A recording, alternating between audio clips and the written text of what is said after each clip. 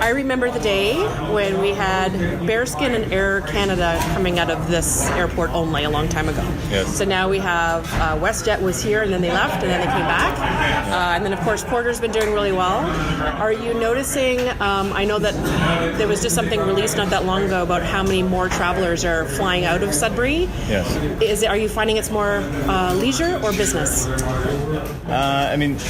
70% of our travelers right now are business.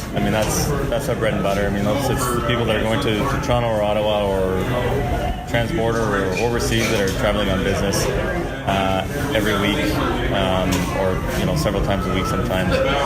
That's our main bread and butter. But obviously there are a lot of leisure travelers, and I think what you are seeing with increased competition, you're seeing lower fares, and so people are taking that even for leisure travel where you're footing the bill and it's not the company footing the bill. Maybe I will fly down. It is faster, convenient, maybe safer sometimes than traveling down the highway. You're getting a sense of that. We don't have true statistics on that, unfortunately, but even in just a recent survey that we did, most of the respondents were leisure travelers.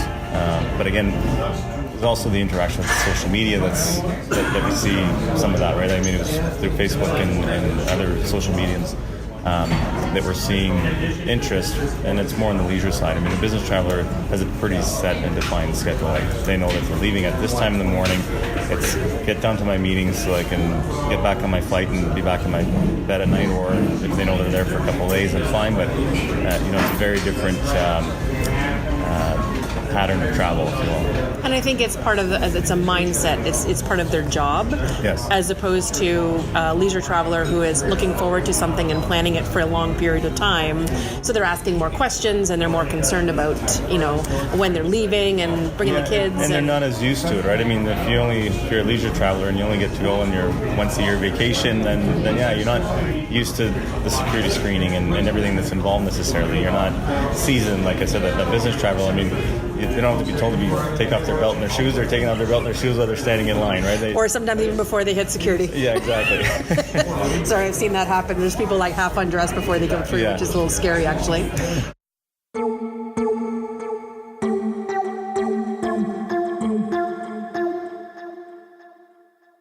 Okay. I'll have two other questions.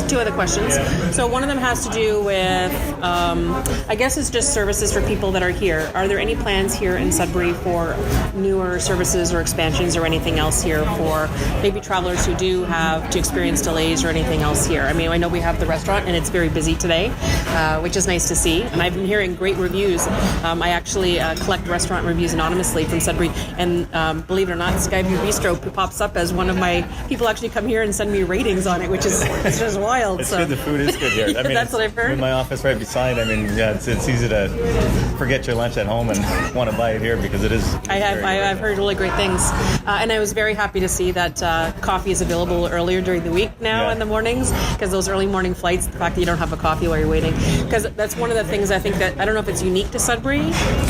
I'm not used to here. I need to come here much earlier for my check-in for my flight to get through security that I do in other airlines. That's right. And other airports.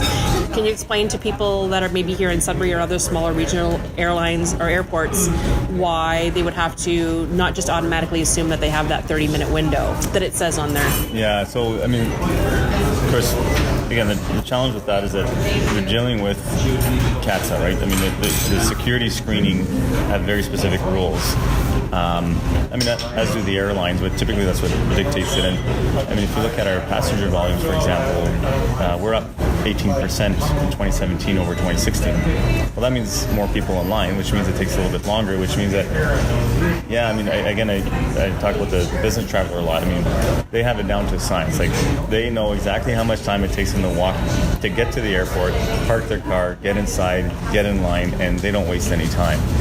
Well, you're going to have to give yourself an extra 15 minutes, because again, if you have a few more people, that means it takes a little bit longer to get through security screening. It means that all of a sudden you're now violating the airlines rules for boarding times and everything else. And so people have gotten used, and I'll say maybe spoiled, with having a smaller airport. And I mean, we're still a small regional airport, but nonetheless, if your numbers grow, it's going to have an impact on passenger flow. And even now, I mean, if you look at, which is always sort of a good problem to have, but at the same time, within our hold room, our security room, once you're past screening, I mean, if you're on that 6 a.m. flight, and you know that, WestJet, Air Canada, and Porter are all leaving within 15 minutes of each other. Everybody's in there. Everybody's showing up. It's to the point where it's almost standing room, and we know that there are capacity issues that need to be dealt with, and that, I mean, that is part of our capital planning as well. Is saying, okay, what's the next evolution of this airport? What could and should it look like? And if you look at airports that have gone through renewals, if you will, or upgrades, even used to be that a lot of the services were before you went through screening. But people nowadays, I mean, with security screening becoming more and more stringent and ever more important to consider that time, now all the services tend to be on the other side of the screen. I mean, the shopping, the restaurants, and the availability of that, people expect that. But most people will not rest easy until they get through security. Then they say, okay, now I'm going to find my coffee, or I'm going to buy my lunch or whatever. But until such time as you're through security, there's a level of stress there that passengers have. I mean, and it's not like you can just turn around and go back, and then you can't come in and out through security. No, exactly. Right? And so, I mean, that's one of the scenarios here. For example, I mean, we've got a great restaurant here, but it's before you go through screening, and that's just something again that we are looking at within our capital plans to say, okay, the next evolution of what this terminal needs to look like is ensuring that we have the services post security, so that again, encouraging people, which we're hoping will also encourage people as it gets busier, to want to show up earlier, knowing that, you know what, at least when I get on the other side, it's not like I'm sitting there doing nothing. I can get a coffee, I can grab a sandwich, I can do some work. Yeah, exactly. And I think partly also, I mean, I think that people who don't travel often, or maybe not fly out of smaller airports like this, realize that although maybe Air Canada says, okay, you're just doing a domestic flight, usually you only need to be there 30 minutes earlier. And I know that here, I mean, it's on all the social media things, please get there 60 minutes before your flight. And the larger airports, they have more than one security line. Yeah. Right? Yeah. So that's why there's a long lineup. It's not because, security is slower here or anything else. It's just that everybody is lining up in exactly the same line, regardless whether you have a Nexus card, regardless of so if you're a trusted traveler or not, everybody has to go through the same line and the same procedures all the way through. And I think that it has to do with patience. Yeah. So, and traveling is a lot of patience. I mean, the airlines say half an hour, but you should be thinking that's half an hour after you've gone through security, not before. But they don't say it that way, which I think is part of the issue, right? Yeah. They think as long as I'm there, the doors close at a certain time, so as long as I'm there, up until the time I can drop off my bag, that's all I need. That's right, yeah. And again, it's you have to account for that time. And again, it's just today's world is, with security and everything else and issues that do happen around the world, it amps up the that feeling that, well, not the feeling, I mean, the reality that security needs to be, it's an important part of traveling. And until they can solve that problem, and I don't see that coming anytime. I mean, there are people working on different technologies to help speed that up, and then that's great. But that seems to be the reality, at least in the foreseeable future, that security will be stringent, and you have to go through these processes to ensure the safety of air travel. And that takes time. I mean, when you have to screen every single passenger that's boarding on that plane and every single airport, I mean, that's part of the nature of travel. Makes sense to me.